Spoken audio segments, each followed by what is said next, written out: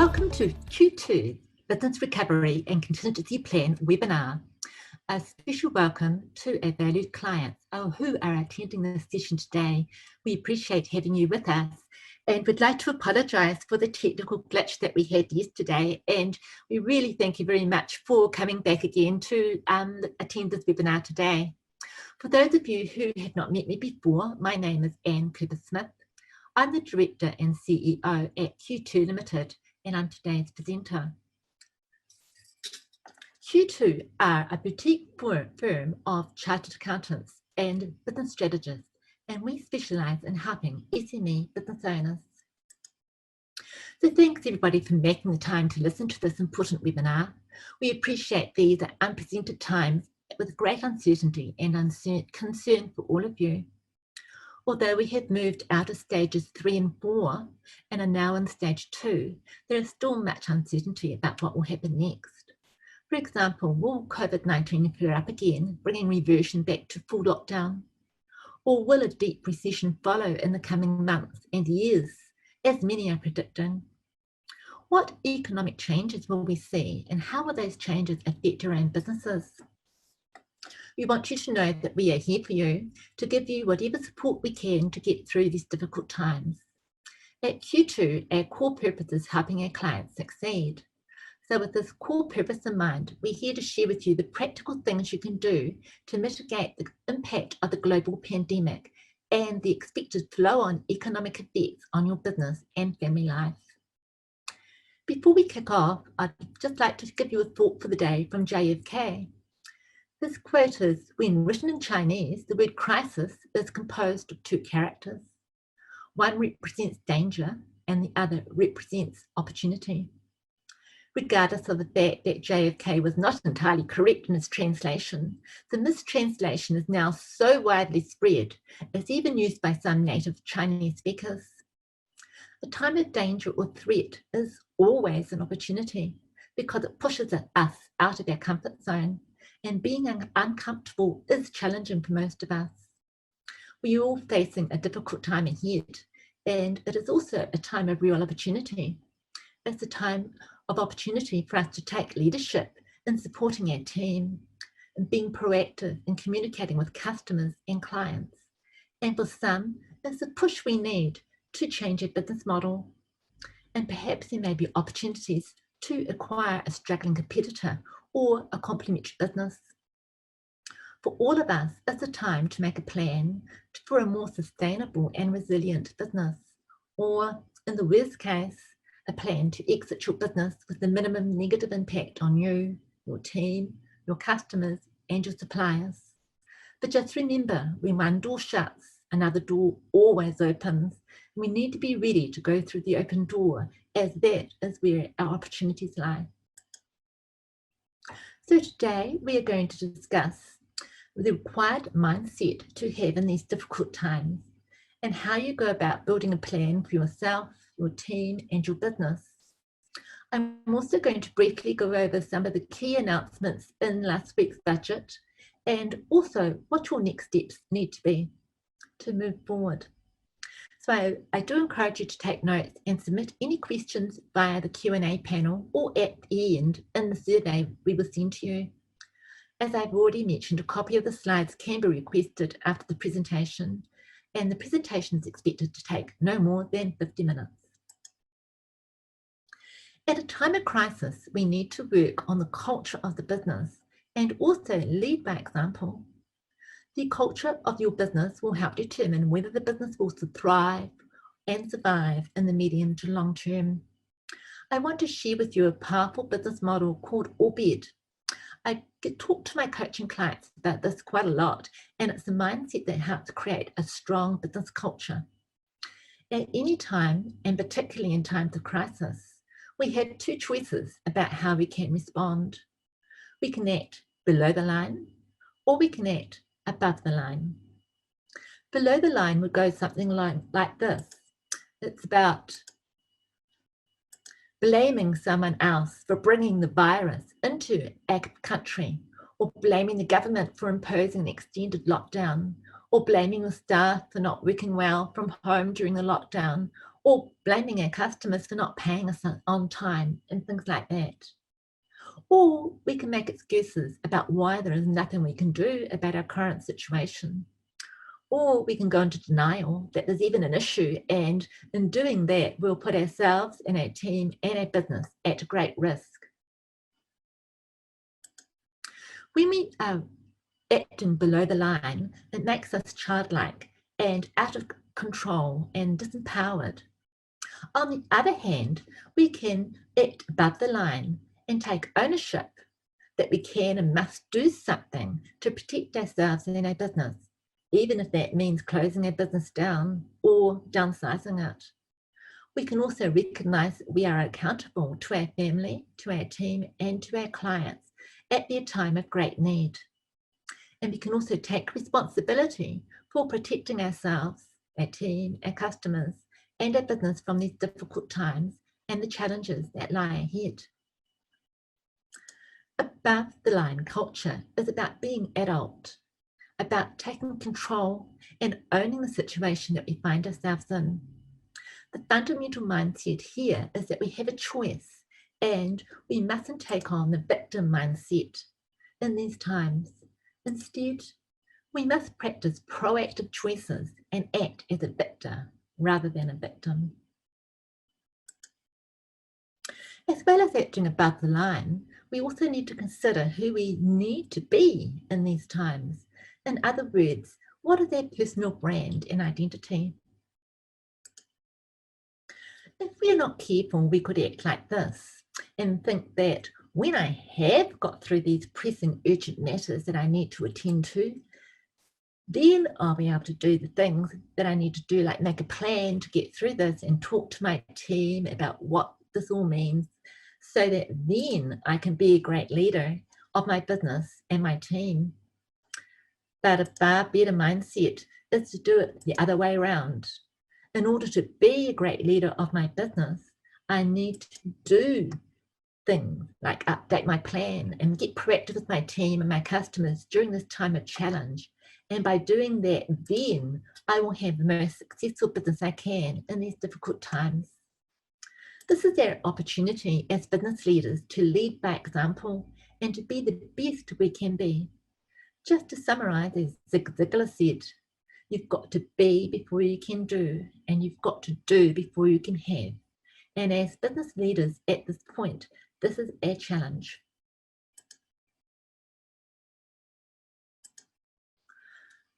The next mindset that I want to share with you is from Sir Richard Branson, and it serves as a great reminder as to where we need to be to place our energy right now. Thinking about who we need to look after in these times, first and foremost, is about you as a business owner. So we need to stay energized and focused. But we also need to think about our team, and we also need to look after our customers, and we also need to look after the business. So what we find as owners is that all our energy is split between the team and our customers and our business itself, and we often have very little time to look after ourselves. As Sir Richard Branson said, clients do not come first, employees come first. If you take care of your employees, then they will take care of your customers. So if we have a team, even if these are your contractors, then make sure as an owner that you're doing whatever you can to look after them. And by looking after your team, well, they will be well equipped to look after your customers. So for example, you might want to talk to your team about what your pivot in your sales or marketing strategy is to cope with these challenging times, or maybe a new product or service that you're thinking of launching, and the team can pass this message on to existing or new customers. And so if you pivot your sales message and your team look after or find new customers, then those customers will look after your business.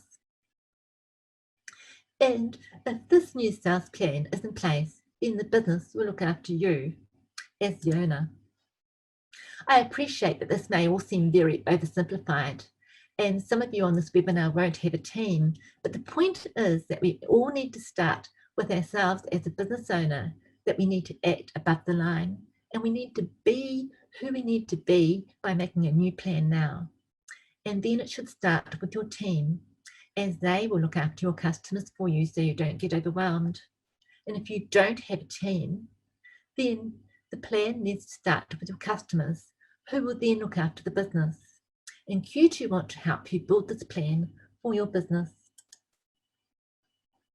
So knowing that Sir Richard Branson model starts with you as a business owner, let's talk a little bit about what you can do to improve your personal resilience. Although we are now out of lockdown, and for most of us, we're back at work, for some, it doesn't feel as positive as we expected it to be for all sorts of reasons. Your own well-being is critical at this time, and it's important that we remember to put our oxygen mask on ourselves first. Remember, we need to stay healthy. We need to get enough sleep and exercise, and also make sure you get support if you need it. It's also important that we select our information sources carefully, because there's a lot of negativity and fake news out there. So it's really important that we stay positive. For those of you who need support, the Zero Assistance program called ZAP is offering a pilot in New Zealand that provides free and confidential mental health support to all starter, standard and premium plan subscribers in New Zealand, as well as their employees and families. And if you haven't already done so, it's very empowering to do a personal budget. Now, this doesn't need to be complex. It could be as simple as totaling your expenditure for the last month or two to identify your monthly personal costs. And from there, you can identify where you can make some savings. For example, on entertainment, coffee, travel, gifts, and holidays.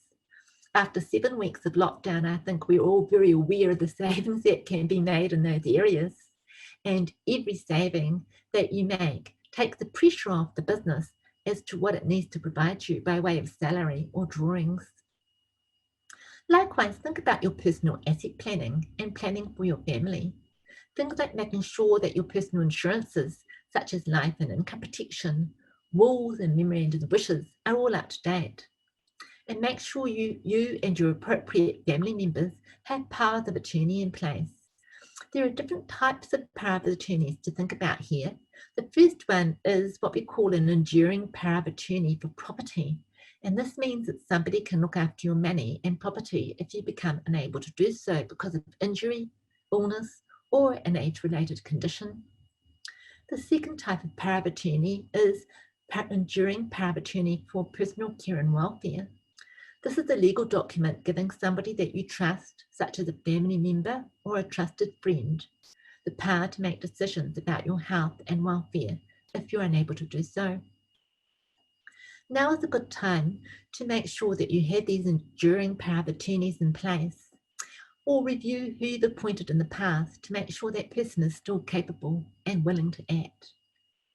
If you have a family trust, then you should check that the trust administration is up to date. If you do not have a trust and your business is solvent, then it may be timely to consider one to set up now to protect your personal assets. We are happy to discuss this with you and answer any questions that you may have. But just be aware that if your business is insolvent, then setting up a trust at this stage is unlikely to be effective in protecting your personal assets. Now, let's have a talk about your team. Your team will be very worried about their ongoing job security, especially once the initial wages subsidy period runs out in June. The government has stated that there will be job losses during this time, and many are already unemployed or facing reduced hours or pay cuts, or will be made redundant in the coming months. Just today, some of our largest companies have announced some major job losses, including James Hardie, Fletchers, and Carter Holt. So please be open with your team. Share the relevant parts of your plan with them and be honest about the potential impact the pandemic and the resulting economic slowdown will have on your business. If there are going to be job losses in your business, ensure you obtain legal and HR advice on the best way to handle the restructuring and redundancy process. Although we are now past the initial stage 3 and 4 lockdowns, It's possible that we may need to revert to some form of lockdown in the future. We may also find that some of our team prefer to continue to work from home, at least for some of the time. So decide what your employment policies are going to be in terms of working from home, flexi time, and things like that. Think about what additional resources you need to provide your team with, if you haven't already done so, and consider how you can utilize technology to maintain team communication, boost productivity, and monitor morale. It's important that you have a COVID-19 policy in place to keep your team safe and let them know what support is available to them. Now let's talk about your clients. The support that you offer your clients and customers at this time will influence the support that they give you in the future. Customers need to be reassured that you're still operating and that it is safe, both from a health perspective and an economic perspective, to do business with you. So we recommend that you explain the specific measures you are taking to mitigate the exposure to the virus, such as surface cleaning, personal protection equipment, contact tracing, and so on. Your COVID-19 policy should also cover the steps your business is taking to protect your customers. Share this information with them to offer reassurance that you're taking every practical step you can to reduce the risk and protect both your customers and your team. It's also appropriate time to review your terms of trade and update the terms to reflect your changing business practices. Share your updated terms of trade with your customers, highlighting the key changes, and in particular, review your payment terms and delivery terms. Remember to enforce your terms of trade at this time. Don't let customers avoid paying you, as this could have a material effect and impact on the sustainability of your business. Just as we mentioned before, it's important that we put the oxygen mask on ourselves first, and it's essential that you make sure that you have sufficient cash coming into your business from your customers. Cash is the oxygen of your business right now, and it needs it to survive. And we will talk more about cash flow management shortly, as it is the most critical challenge right now. Finally, we need to consider your suppliers. To improve your cash flow, make a plan for dealing with your suppliers. Where you can, negotiate payment terms with them. If you can pay up front, perhaps ask for a prompt payment discount. And if you don't have sufficient cash flow to pay up front, ask to pay over a longer period of time. Ask if it's possible to hold stock on consignment so that you only have to pay the supplier once you've actually sold that stock. And perhaps discuss with your suppliers their supply chains and the measures they're taking to ensure that they can continue to supply you. Ask about their contingency plans for what might happen if deliveries can't be made or supplies can't be obtained. Consider whether you need to order additional stock while it's still available, and if it's likely to become scarce in the coming months. Or do you need to reduce your current minimum reordering levels and consider whether there are some items of stock that should not be reordered at all? Review your supplier contracts, in regard to the return of stock. Discuss whether you can return excess stock that isn't selling, and ensure the contracts are updated if there's any terms that change. If you can't return your stock, then consider discounting slow-moving stock to convert it back to cash, and obviously don't reorder that same stock again. Review the contracts that you have with your suppliers. Is there a clause that would allow you to cancel orders or change the terms in this current crisis? If you cannot meet the terms of your contract, then please seek legal advice and negotiate with your supplier. And review all other key contracts, such as leases of premises, vehicles, and equipment. You may need to renegotiate significant terms, and don't assume that these contracts cannot be renegotiated. As your current cash flow and ability to meet financial obligations may be significantly impacted, some of your key providers may be prepared to renegotiate their terms with you. Now, one of the most important ways to improve your business is to shorten your cash conversion cycle. In other words, get your cash out quicker. I wanted to go through a real example with you today. This is a wholesaler. Now, this wholesaler example, he buys stock from his suppliers, and on average, he must pay his suppliers 45 days after buying the stock. But the stock doesn't sell the moment it comes into the warehouse. Some stock sells quickly, but other stock takes a lot longer, and eventually some stock has to be discounted to get it to move at all.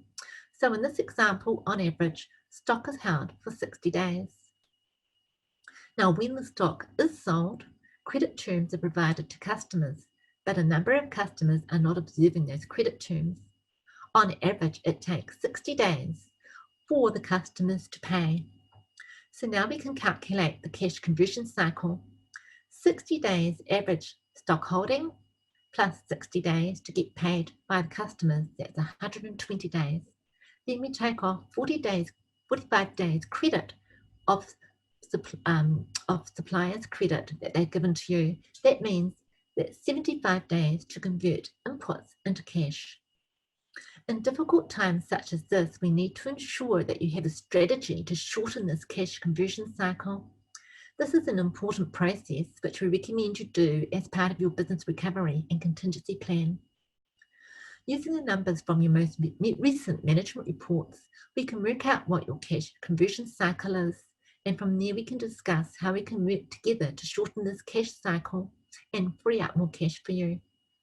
For example, if your debtors are averaging $50,000 and your turnover is $500,000 per annum, then reducing your cash conversion cycle by 10 days will release $13,700 of extra cash for you. Now that's cash I'm sure you really could do with right now. So part of your completing your business continuity recovery plan is to work out how you can free up as much cash flow as possible using this business model. Another area of focus should be your business 101 cycle. As we often tell clients, there's a massive difference between profit and cash. Profit is what you pay tax on, but cash is the oxygen that your business needs to survive. What is so important here is that as well as improving your cash conversion cycle, is that you make plans to maximize your profit and at the same time finance your business correctly. Let's walk through this business 101 cycle together.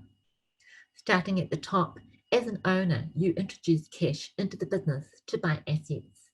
You may also borrow some cash to purchase assets. Those assets are then used to generate a profit. How you increase profit is to improve revenue or sales, which can be very difficult in these challenging times, but it is still possible. Increase your margin or efficiency, or trim overhead expenses. Now is a very good time to be looking at potential new revenue lines, potential new customers, and perhaps a pivot in your sales or marketing strategy, or what you can do to avoid losing existing customers. At the same time, you ought to be looking at how you can improve your margins by making some efficiency gains, perhaps by better purchasing or reducing errors and wastage, or simply discontinuing with products and services that have a poor margin. Once you've derived your profit, you need to turn that into cash. Profitable businesses can and do go broke at times like these. You need to be looking at how you can maximize your cash flow using strategies to get paid quicker, reduce stock or work in progress, or by negotiating better payment terms with your suppliers. And now is not the time to be slow or lenient on debt collection because we need the money to keep spinning around in the economy. Likewise, you need to be very careful about reordering stock. Can you operate with less stock, or are there items that are likely to be in short supply? Other areas to help improve cash flow are through better terms with your financiers. Can you go onto an interest only, for example, on some of your loans? But I'll be covering finance on the next few slides. And obviously now is the time to minimise unnecessary personal drawings from the business. And likewise, there are many tax concessions available right now too, that you want to make sure that you can access them. So I've talked about your cash conversion cycle and your business 101 model. Now let's look at the 7 ways to grow your business. I have presented on this many times before, only this time I want to use the model to find areas of focus that might reduce the negative impact of a downturn. The first of the 7 ways is client retention. What can you do to delight your customers right now? Many of them will also be struggling, so stay in contact with them and see if you can hold on to their business wherever possible. Then you need to consider lead generation. You should also be looking for new avenues to attract potential new customers. Increasing your marketing using cost-effective methods such as digital marketing or social media could be a great way to attract new business at this time. And think about your prospect conversion rate. Make sure that you're making it as easy to buy from you as possible without giving away your value or product. Can you offer faster delivery or an online ordering option at this time? Think about how you can increase transaction value. Can you encourage your customers to buy more from you? Are there any other supporting products or services that you provide that they might not be aware of? And then number 5 is thinking about your transaction frequency. What can you do to encourage your customers to come back more regularly? For example, can you lock in their next purchase or order or project or meeting at the end of the current transaction? Or at least ask for a referral of a new customer if your work is more of a one-off nature. And then think about how you might be able to reduce your cost of sales. What can you do to preserve your current margins? Can you reduce errors or rework? Can you get a better price from suppliers or focus on the products or services that give you the greatest margin? And finally, the last thing is think about reducing your overheads. Are there any costs that you can remove altogether from your business? Things like travel, entertainment, and vehicle costs could be a great place to start. In times of crisis, it's often instinctive to think about discounting a product or service as a way to retain our customers or convert more leads. But be warned, discounting is usually a race to the bottom, and it's a race you don't want to win. Let's look at an example. So say your current sales are $500,000 and your current margin is 35%. If you decide to discount your price by 10%, then you would need to increase your total sales volume by 40%, from 500,000 to 700,000 to make the same amount of profit. If you discount your price by 20%, then you would need to increase the sales volume by 133% to make as much money. In other words, your sales would have to go from 500,000 to 1.165 mil just to make the same amount of profit. And if you discount by 30%, then you need to increase the sales volume by 6 times to make the same amount of money. In other words, your sales would need to go from $500,000 to 3 mil per annum to make the same profit. You can work out the potential impact of discounting for your particular gross margin profit if you wish. But we recommend, instead of discounting, that you add value, and lots of it. Think of ways where you can add more value, but that doesn't necessarily cost you much. It could be perhaps a loyalty scheme, access to VIP resources or service, a guarantee, or faster delivery. There are lots of ways you can add value instead of discounting, and this is an opportunity to be creative so that you retain customers and attract new ones. Fortunately, we are in very low period of interest rates, with many banks at the moment offering finance for under 3%. It's certainly a far cry from when I started working, when interest rates and inflation were both in their high teens. However, even although we have low interest rates, one of the highest overheads in business is often the interest costs paid to financiers.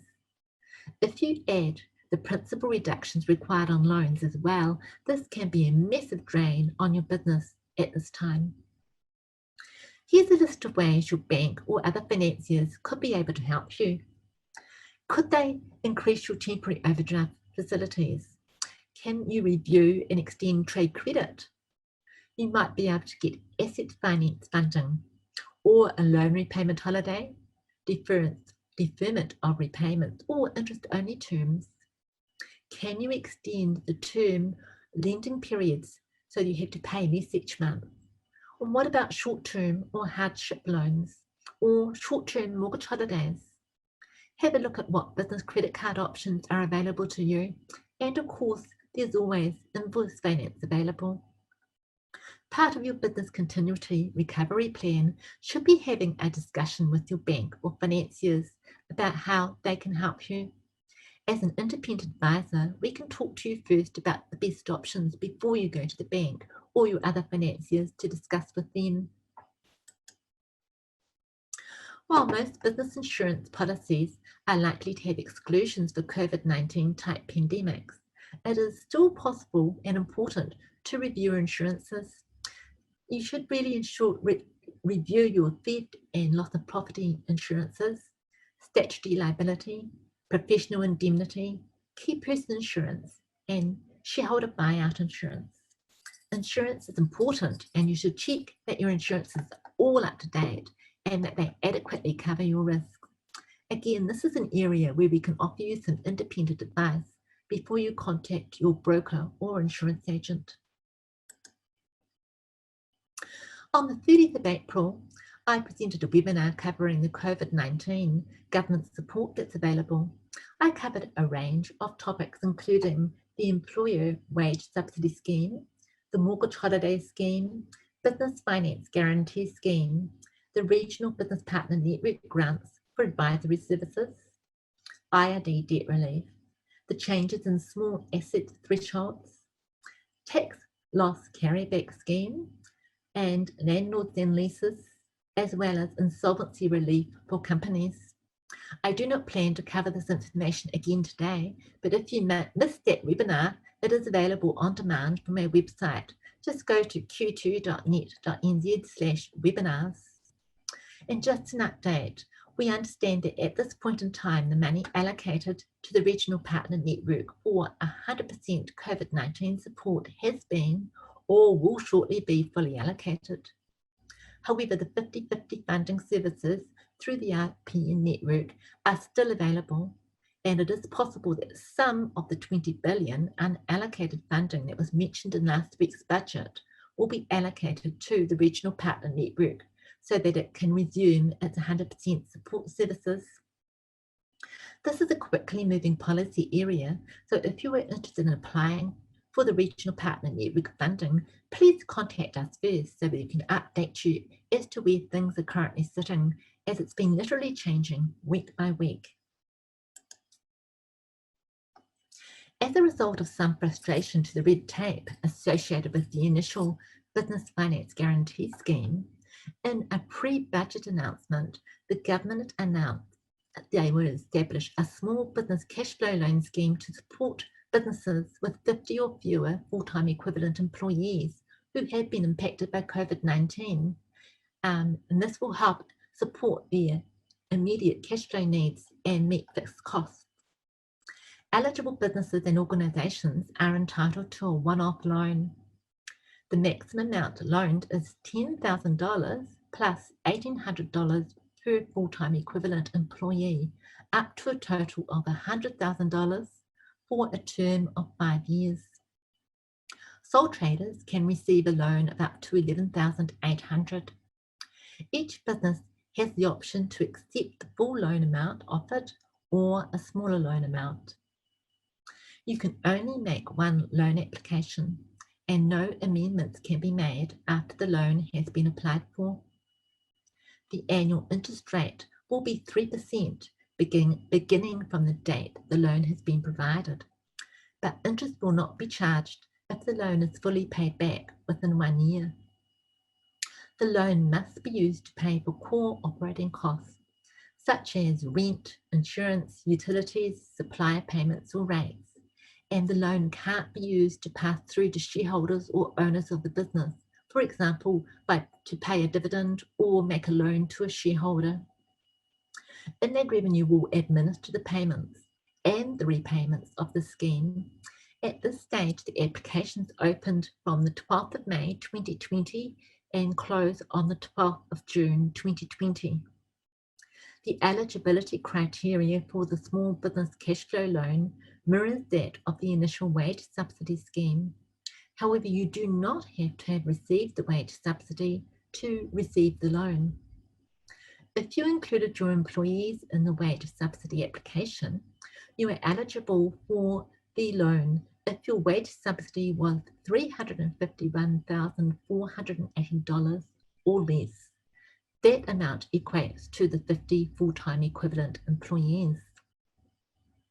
If you did not apply for the wage subsidy, you can still receive the loan if you are eligible for a wage subsidy of $351,480 or less, if you were to apply for all your employees.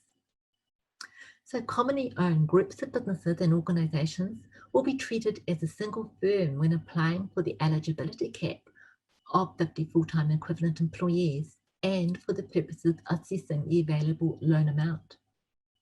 To be eligible for the loan, your business needs to be viable, and you must have a plan to ensure it remains viable for at least 18 months minimum.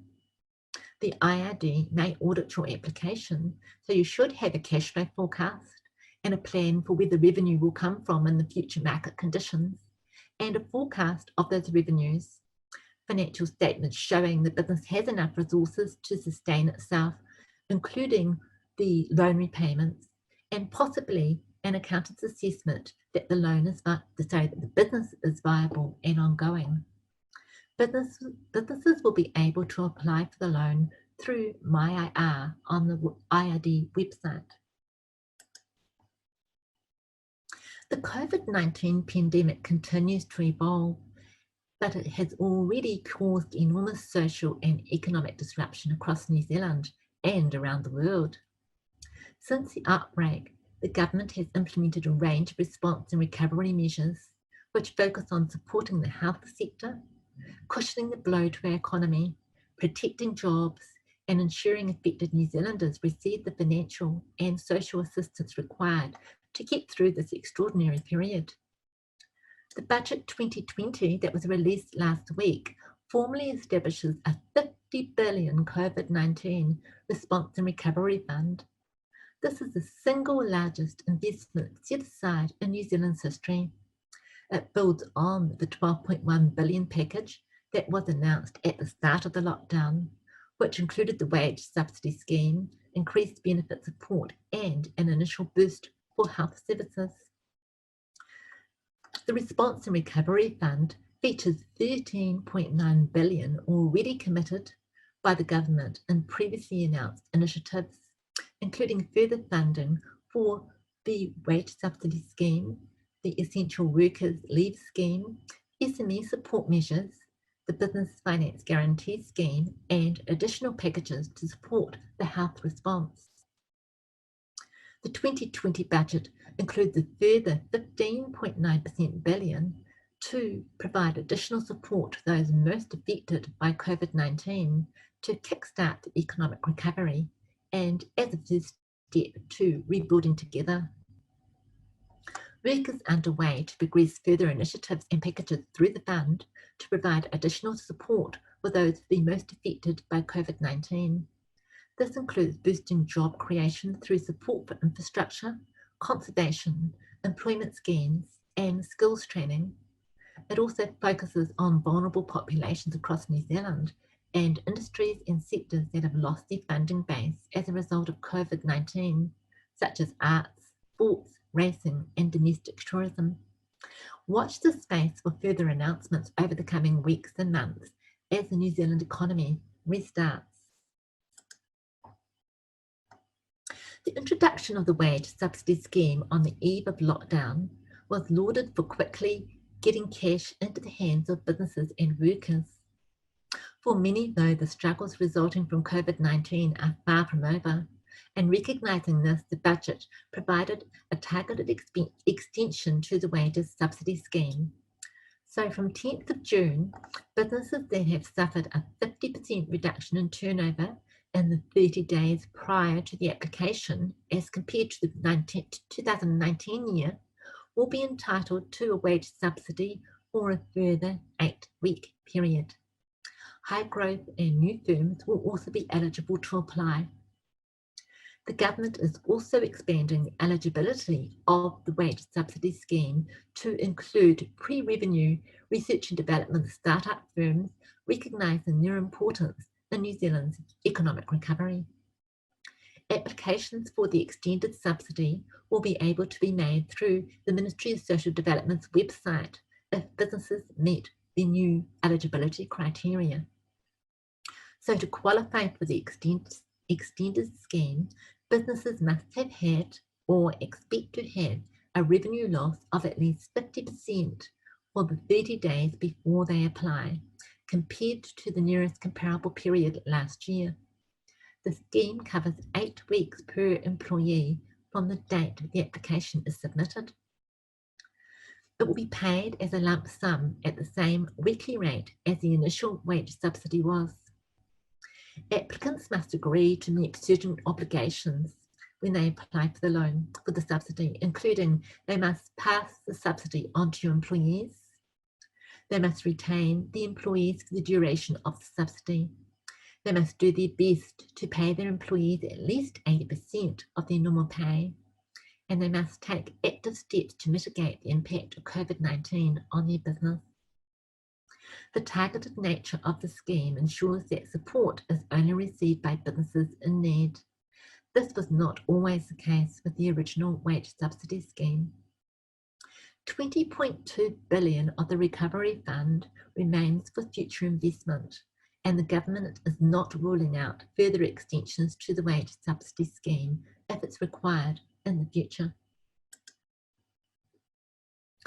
The other 2020 announcements that were made that affect small businesses include the loan scheme for research and development programs, backing of Kiwi exporters, and supporting SMEs in a digital economy, targeted investment support for training in critical industries, and support for employers to retain and keep training their apprentices. There were announcements around the workforce development councils and also Māori and Pacifica support.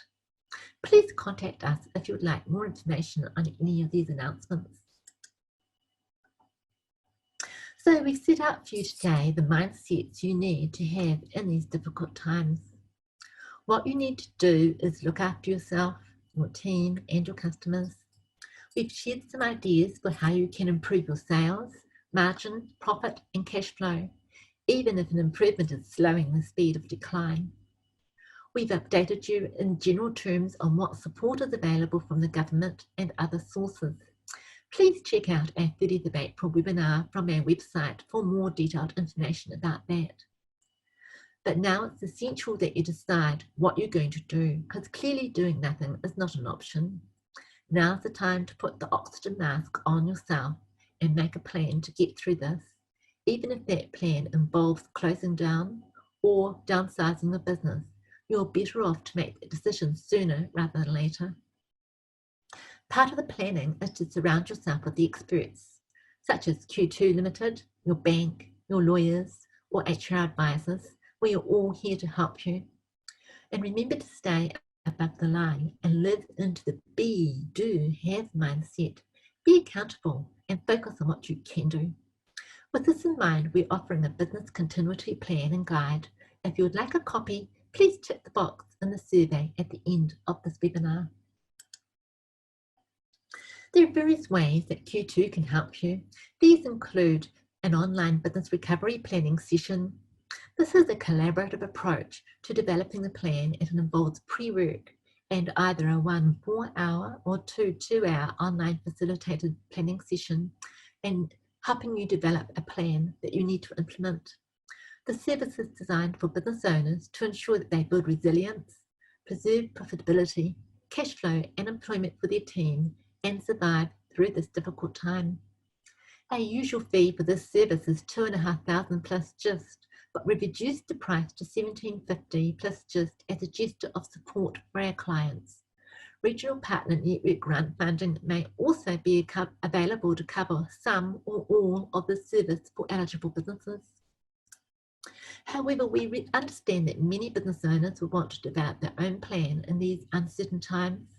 The Business Recovery Plan Review allows business owners to use our guide and templates to create their own draft business contingency plan and then meet with us online for 90 minutes to review and finalise it. Or perhaps you want to create your own business recovery plan, and we're happy to provide you with the template and guide to any clients that request it so that you can do this and help you survive through this uncertain time. We're also able to work with clients to develop a cash flow forecast to determine cash flow and funding requirements, taking into account COVID-19. The cost of the service will depend on the size and specific needs of the business, but for an average small business, this will be likely to be around about $1,500 plus GST, and the Regional Partner Network grant funding is also available to cover part of the service for eligible businesses. We can also help with the application under the Guarantee Scheme and also with various IRD projects. These services are specific to each client, and we would need to discuss and agree the scope and price of each project before commencing. We can help you prepare your finance application, and we can wait until the funds are received before we get paid. We can also offer fee funding to spread the payments over 6, 9, or even 12 months. And very importantly, your business may qualify for the Regional Business Partner Network grant funding, and Q2 are registered service providers, meaning that some of the additional work required to obtain business finance may be covered by grant funding. I strongly encourage you to contact us to find out how to go about applying for a grant through your Regional Business Partner Network. There is a box on the feedback form, so please tick it if you would like more information about this. On the webinar feedback form, you can also indicate if you're interested in receiving more information on any of the support options we have outlined today, or if you would like a copy of these slides for future reference. If you have any questions, or you have already submitted questions during the webinar, we will answer those in writing after the session. Alternatively, you can contact us directly if you wish to discuss your situation further. So thanks for making the time to attend this webinar. We appreciate that your time is really valuable right now, and we hope we've given you plenty of ideas to think about and some clear options for how we can support you. Before we go, I thought I'd just share this quote with you. Anyone can lead when the plan is working, but the best lead when the plan falls apart. So let's make sure you have a new and better plan to get through this difficult time and the months ahead. It's a worrying time for many businesses, but you don't need to worry alone. There's a ton of support out there, and there'll be more to come, and we are here to support you as well. Q2 headquarters is once again open, and we have contact tracing processes in place, but we are encouraging Zoom meetings rather than face-to-face meetings while we remain at COVID-19 level 2. Do watch out for more webinars from us over the coming months. Webinars are a preferred way of holding events and providing important information and support at this time. And that's all from me until our next webinar, the Business Recovery in Action, at 2 p.m. on Tuesday, the 23rd of June 2020. Goodbye, and I hope you have a great day. Thank you.